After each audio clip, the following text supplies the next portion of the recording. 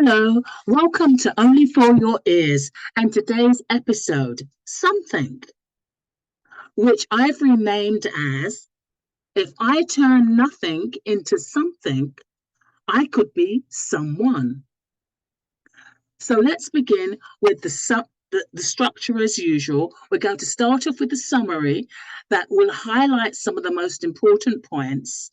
Then we'll go on to the critical review, which how it pertains to today's society, and frame the critical review with some sentences.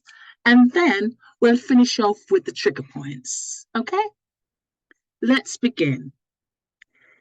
Here is a summary of the story, Something, by Hans Christian Andersen. The story follows the lives of 5 brothers who each aspire to be something different in the world. The eldest brother wants to be a bricklayer, or he wants to make bricks. The second brother wants to be a bricklayer. The third brother wants to be an architect. The fourth brother wants to be a genius and create a new style of building. And the fifth brother wants to be a critic and judge the works of others. The story shows how each brother pursues his dream, but also faces challenges, disappointments, and failures along the way. The story also contrasts their different views on what constitutes something valuable and meaningful in life. I digress. How can we measure what is valuable and meaningful in life? The story ends with the fifth brother, who has become a respected critic, visiting his 4 brothers and finding that they are all content with their choices, even though they have not achieved fame or fortune. He realizes that they have all done something good in their own way, and that he himself has done nothing but talk. Let's begin. I will become something, said the eldest of 5 brothers. I mean to be of some use in the world. I digress. How can we be of some use in the world? And who determines that, society or the speaker? Let it be ever so humble a position, so long as what I produce is good. And that's something. I make bricks. They are all things people can't do without. Then I shall have done something. The value of this and what happens, his consequences. The eldest brother who took to brickmaking found out of every brick.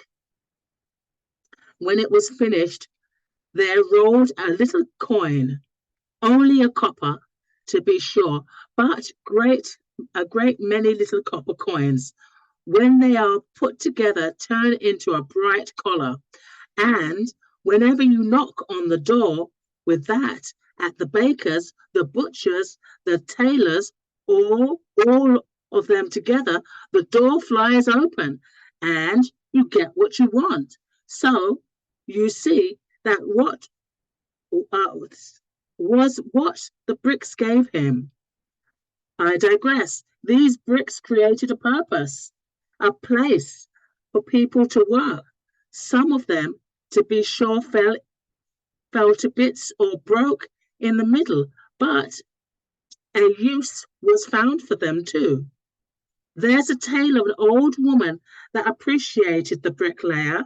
The poor woman built her house herself. It was very little, and the only window was put in crooked.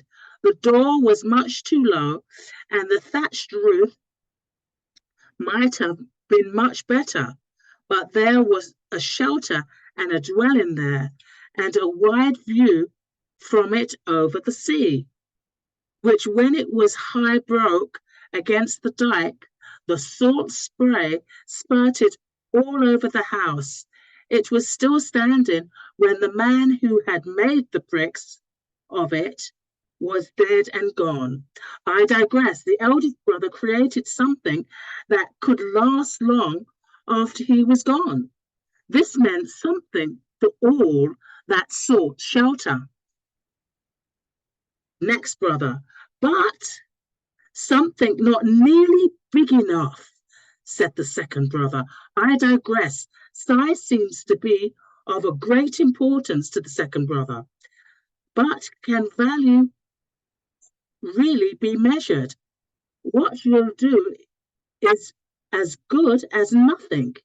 It's mere manual work. It can be done with a machine. No, better be a bricklayer. That's something. That's what I'll be. It's a craft. I digress. Having a craft, whether it be physically tangible or not, is invaluable. You enter into a corporation, you become a citizen, and you have your guild banner and your own special inn. Why? If things go right, I can employ laborers and be called master, and my wife mistress. That's something. I digress. So title, prestige, brand, and presentation of who they are is very important, just like some circles today. They are referred to as power couples. Value, the value and the consequence of this story. The second brother, he could lay bricks after one another fashion, and he was trained up to it. When his laborer's time was up, he buckled his knapsack and struck up to the apprentice's song. I digress. So he was like a gypsy, moving and working from one place to another. The third brother, it's nothing at all, said the third. It's not within the classes. There are lots of classes in a town above the masters. You may be a respectful man, but even as a master, you're only what is called a lower class. I digress. How interesting. Classism measured into success with something. No, no, no. I know something better than that. I shall be an architect and go for the artistic side, the thinking side, and get up to the higher levels in the realm of the mind. Of course, I shall have to begin with the bottom. Yes, I don't mind putting it into plain language. I shall have to begin as a builder's boy and wear a cap, though I am accustomed to a silk hat, and run about and fetch beer and brandy for the ordinary journeymen. And they will say thou to me, which is annoying, but I shall pretend to myself that it's all a masquerade, and these are the liberties that belong to it. I digress. At least he knows what he's getting himself into as an apprentice. So the consequence and the value of this. Next came the architect, the third brother, who had begun as a carpenter's apprentice, worn a cap, run errands in town, and now from the college had risen to be director of buildings. Imagine that. Illustrious and well born. Indeed, if the houses in the street had built a house for the brother, who was a master bricklayer, the street itself was named after this brother, and the prettiest house in the street was his. That was something, and he was something, yes, and with a long title before his name, and after it, his children were called gentry. And when he died, his widow was a widow of position. That's something, and his name stood permanently at the corner of the street and was in people's mouths, being the name of the street. And I say, this is something. I digress here. It most certainly is. This would play well in Hollywood and amongst the royalty. Brother 4. Something I don't care a rap about, said the fourth. I want to sail in the wake. I want to I I want to be a copy of someone else. I don't want to be a copy of someone else. I shall be a genius and become better than all the lot of you. I digress. Wanting to be different as opposed to being wanting to be different as opposed to being different doesn't mean you're better than anyone else. I shall create a new style and frame the conception of a building that shall be in accord with the climate and the materials of the country, with our nationality, with the evolution of this age of ours. Yes, and pile it on an extra story onto my own genius. I digress. How important is he? The fourth brother. Then came the genius, the fourth brother, who meant to hit on something new, something original, with an extra story on top. But it broke down with him, and he tumbled down and broke his neck. Oh my God, how unfortunate. Still, he had a beautiful funeral with a gilded with gilded banners and abandoned flowers on the posters in the street right across the pavement. And there were 3 funeral orations spoken over him, every one of them longer than the one before it, and that would have pleased him, for he enjoyed being talked about. There was a monument, too, put upon his grave, only one story to it, but still, that's always something. I digress. He died a different death, even if it was in the failure of his own invention.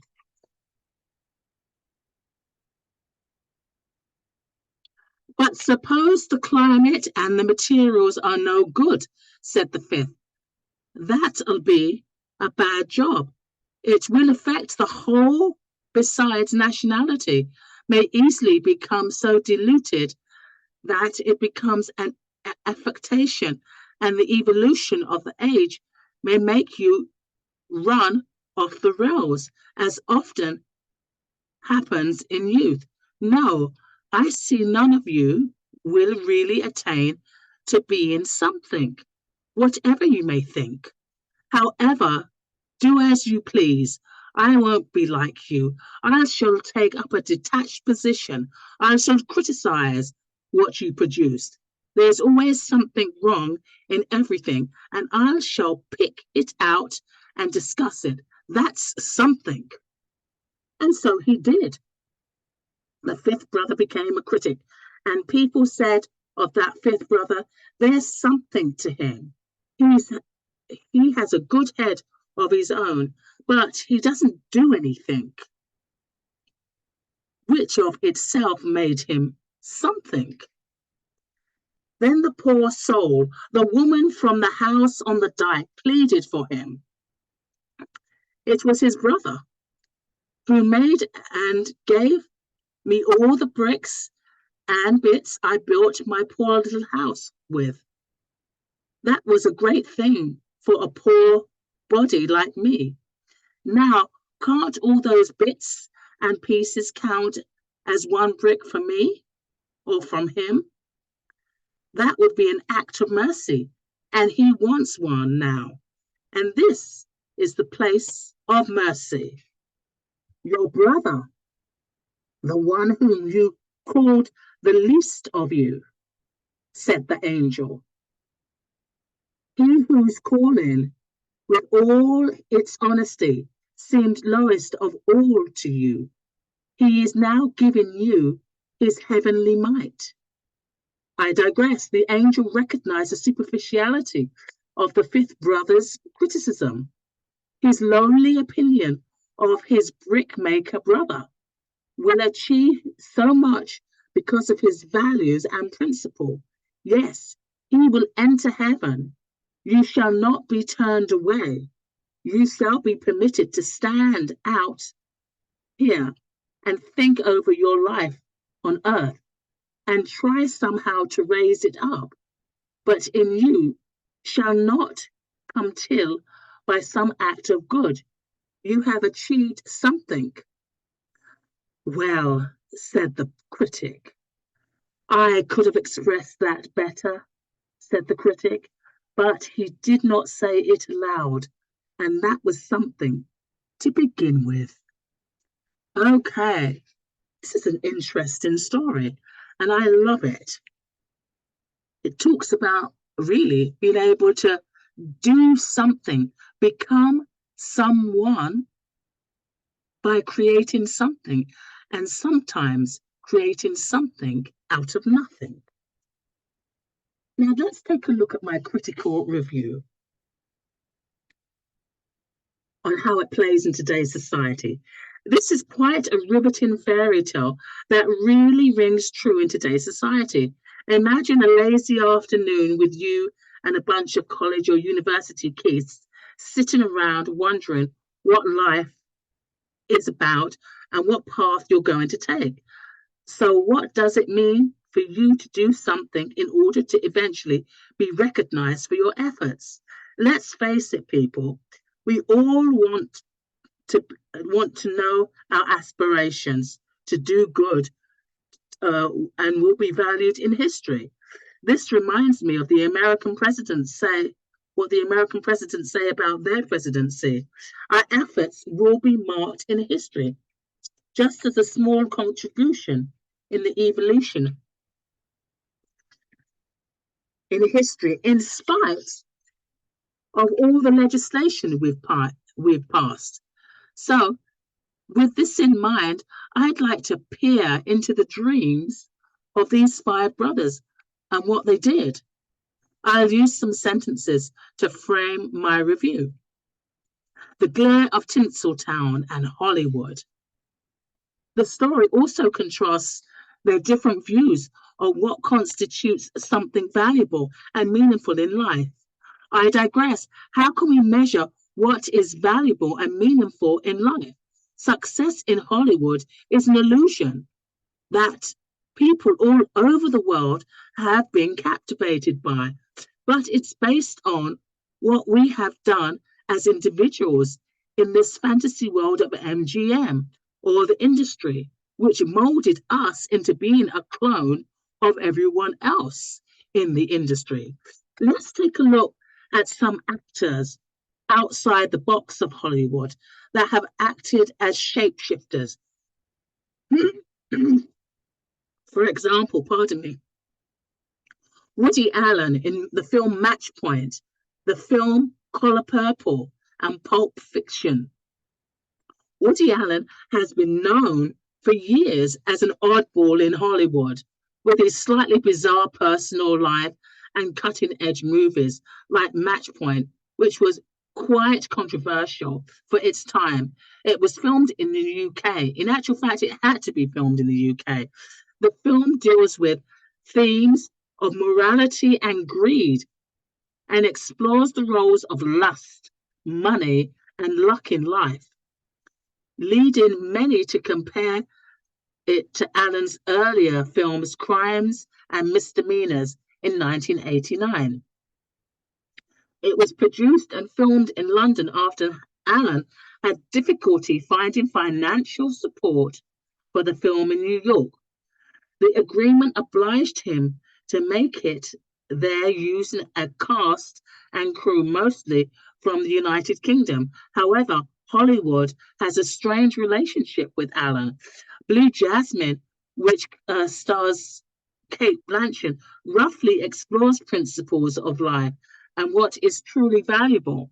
And at the end of the film, Blue Jasmine, you see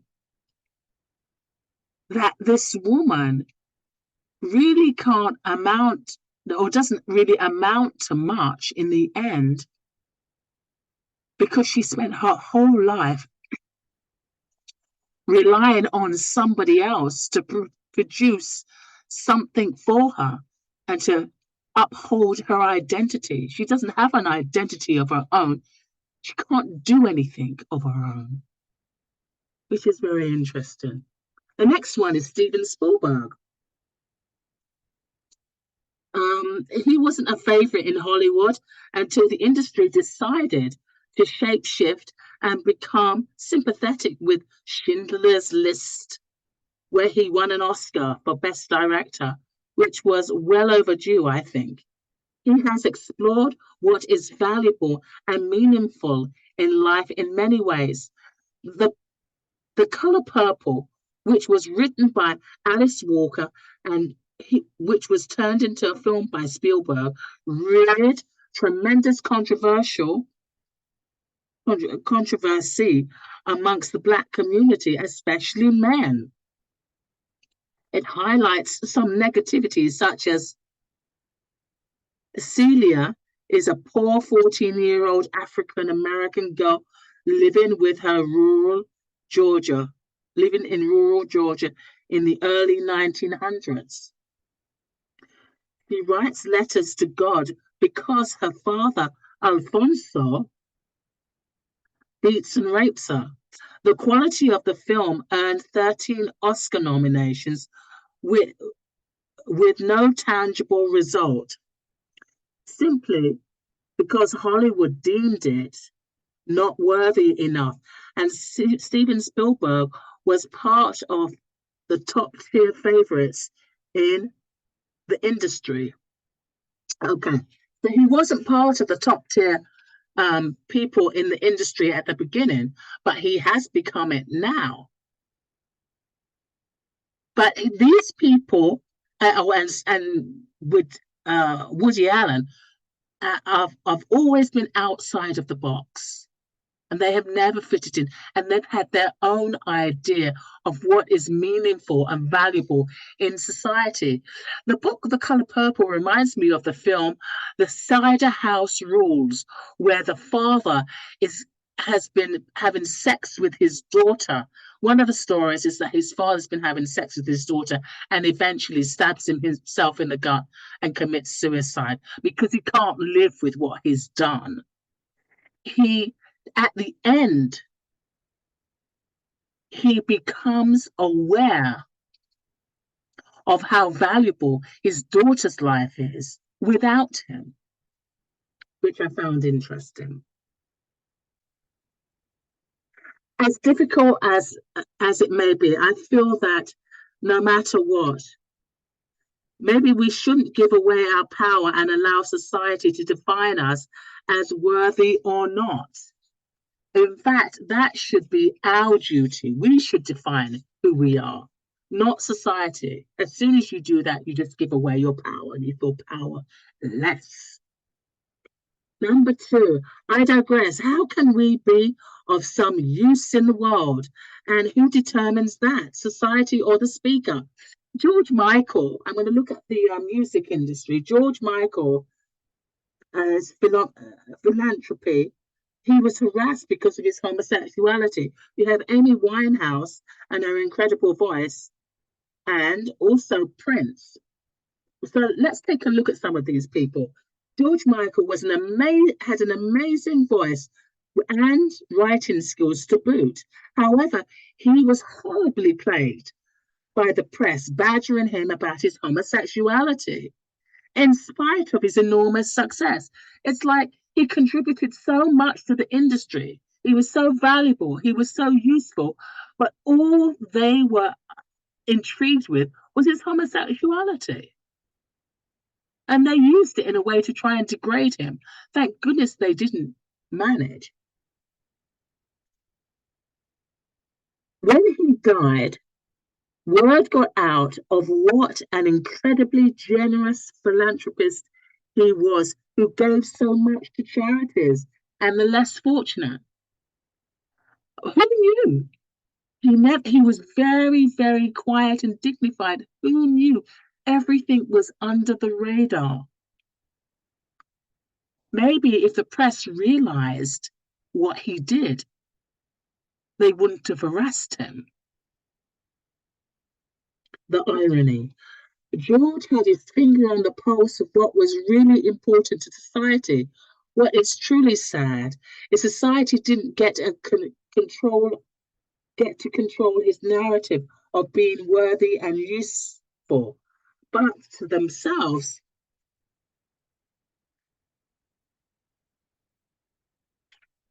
but to themselves, which turned out to be irrelevant in the end. Their idea of what defined George Michael was irrelevant after the news got out about what he did to all these charities and how much he gave as far as money and music to help people. Amy Winehouse is a little different now. Amy Winehouse had enormous talent and was the beloved broken beauty by society and the industry. Could it be people related to the shattered fragments of her soul on full display? Heavily addicted, spent a lot of her money on cocaine. Her father quoted, "Stop buying her records. All she does is put it up her nose." I mean, he recognized this woman had all this talent, all this ability. She was a broken beauty, and she was really broken because her father had abandoned her when she was really small. And that caused a lot of problems. So she was very rebellious towards her father.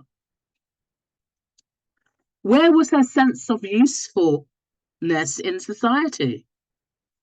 All she did was spend that money and put it up her nose. She did not contribute to society outside of music. And I must admit, she contributed beautifully. And Tony Bennett was devastated when she passed at such a young age. I bet she did bring a sense of home to some of the outsiders that are in society today, that would once be called rejects and now considered part of society. And last but not least, Prince, who exalted women's strength and purpose in society along with his beyond superhuman gifts. He had enormous talent. He gave so much to the industry, but not only that, he exalted women. Number 3, that's something, and his name stood permanently at the corner of the street and was in people's mouths, being the name of the street. And I say that is something. I digress here. It most certainly is. This would play well in Hollywood amongst the royalty. Well, Her Royal Highness herself was very respected and upheld the royal ambassadorship with aplomb, even though she had to deal with some very embarrassing situations concerning her family. She was most noted for her unusual but heartfelt response to Princess Diana's death. Her stewardship of the whole funeral was highly lauded in spite of her initial response. Despite her initial response was quite tepid, Her Royal Highness adhered to the people of the UK and valued their feelings. Just on that note, her title soared to incredible heights. Let's take a look at some of the trigger points that I felt, and I saw running through the story. Your brother, the one whom you called the least of you, said the angel, whose calling with all its honesty seemed lowest of all to you. He is now giving you his heavenly might. I digress. The angel recognized the superficiality of the fifth brother's criticism. His lonely opinion of his brickmaker brother will achieve so much because of his values and principles. For me, this fairy tale triggered me a lot because I literally spent most of my life wrestling with my values versus fake friends and society. I felt that I should forsake my uniqueness just to fit into society's messed up jigsaw puzzle of how people should fit the mold, just so I could win people's approval. I was the biggest people pleaser, just so I could be a clone of these religious folk that smelled oily like a Teflon pan with no character. I am so glad I worked through the higher vibrational principles, like through prayer, appreciation for being an engineer of care for people, and good deeds. However, this wasn't without a lot of work. I recognized through the brother who made the bricks the tremendous value of his purpose. If he hadn't made those bricks, his brothers couldn't have built their houses or designed them either. I have learned to recognize my contributions to the environment, no matter the size, and my sense of value is more important than anyone else's. And that's overcoming the trigger points. Okay? I have turned it around. I have learned how to define myself through my values and my principles and not society's. Number 2, the second trigger. I digress. How can we be of some use in the world? And who determines that? Society or the speaker? Yet again, we go down the same road, don't we?